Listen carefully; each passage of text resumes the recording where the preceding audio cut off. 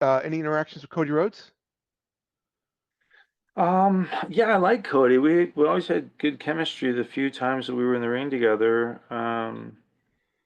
But you know, I think most recently I saw him when I did WXW 16 Carat in Germany, and he was doing really well for himself.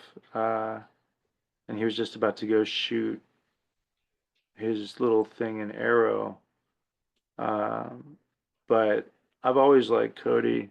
Um, I can't say I'm a fan of the neck tattoo, but I mean, but Cody wrestles with passion, and that's the thing that, I think Dustin is very much the same way. Like that's where you can see the the connectivity of the two, aside from they're obviously brothers and their last name, but they wrestle differently enough. Cody Right. definitely a much higher impact style. Um, and you know, I'm really happy for him. Like I think he's as real, he's the real deal. He's the real Mhm. deal. Um, you know, he could have easily turned into one of these Ted DiBiase Juniors or whatever's, and I liked him too. But man, did he turn out to be a fuckhead with all that shit going on? I don't know if yeah. Sure. So the apple doesn't fall far from the $1 million tree. Um, so yeah, I like Cody a lot. I buy him as champion. Like he's legit champion. He's the real deal. He's not one of these people who use wrestling as a fallback plan. It's in his blood. Right. Right. Any interactions with Goldberg? In Guyana, and yeah, down in Guyana, Rick Bassman put together like a tour of names, and I worked Davari both nights, and it was in this big stadium. Goldberg was front and center on the poster, like his pose. Right. And like Raven was on this, Butterbean was on this, Gallows, Mike Knox, uh,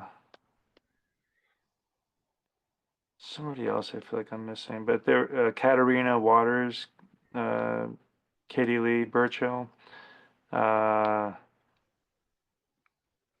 a couple, I think Tom Howard, a few of the UPW guys, but really good group of guys. That's the thing. Rick always amassed a great group of guys, like very cool guys. I met Goldberg at WrestleMania 20 in New York when he wrestled Brock um, in that classic, and he was always cool, but it was just very short. But then at this time, I actually got a chance to like be around him and interact and do my thing and see him interact and we got along because we went and visited hospital and got to see a lot of like sick people and stuff like that. And that was spearheaded through him and his wife who was there with Oh him. wow. And uh and that's how we connected because he saw how I was because I love doing that. That's one of my fondest memories at WWE is visiting the terminally ill children hospital in New York or in Harlem. And he was really cool. I have no I dig it. My one thing that I thought was super weird and bizarre that I'm just like still to this day. Like, did I see that? Oh, Viscera was on the tour. Big Vis, rest in peace. Um, but so we had two shows, same stadium, back to back, one night, Right. next. Bill's not wrestling, but like he's on the poster. So he came out the first night and did like this chitty chat stuff. The main event both nights was Knox and Gallows in a heavy match the first night, and then um, the second night, same thing. Goldberg comes out, talks, thanks everybody, goes back. Then it's like a Falls Count Anywhere match or a brawl around the stadium. That match ends. Show's over. People aren't leaving because they're like, when's the Goldberg match? Like, what is he not wrestling? Like, it wasn't really explained. So they're Thank you, waiting. folks. Good night. Yeah, yeah. And Bill turns to me and he goes, "Hey, Paul, take your things and start going down to the bus. And then the fans will see that like we're leaving and the show's over." I was like, "What? Like nobody's gonna see this little speck in the dark walking, wheeling to the bus and be like, 'Oh, I guess the show's over, right?'" And he's like, "No, just I didn't respond to him that way, but I was just kind of like, Bill, like I don't think anybody's gonna give two shits that I'm walking to." And he's like, "Well, just go, and the other boys will start following suit." And I was like, "All right." So I did, and sure enough, he was right. Not that I was doubting him, but I was kind of like me, But like I said, we had gotten along, and I think he lives in Texas now too, so we accept him. Um, but he, so I'm down on the bus, guys are starting to load up, and the fans start slowly dispersing out of this stadium. There must have been over 5,000 people there, right? They start kind of dispersing. Still, most of them kind of there, but They're starting going, to move. Goldberg, Yeah, Goldberg. no chance, nothing like that. But they didn't need it. Maybe half the stadium's still there, but they're starting to move. You can see the ants starting to move.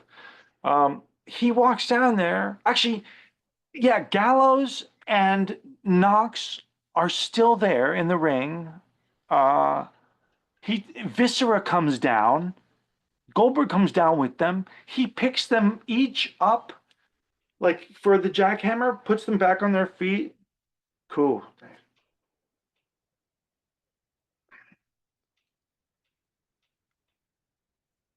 In the middle of the match? In the middle of the ring while people are leaving after the show. It's like, what is What? this? Maybe Why? he got them up and put them back down on their feet. Yes, I think he just wanted to test his back or see like, if he could do it. No, I'm serious. I'm not kidding. But I'm just like, Wow. what? What timing? Like, Yeah. what?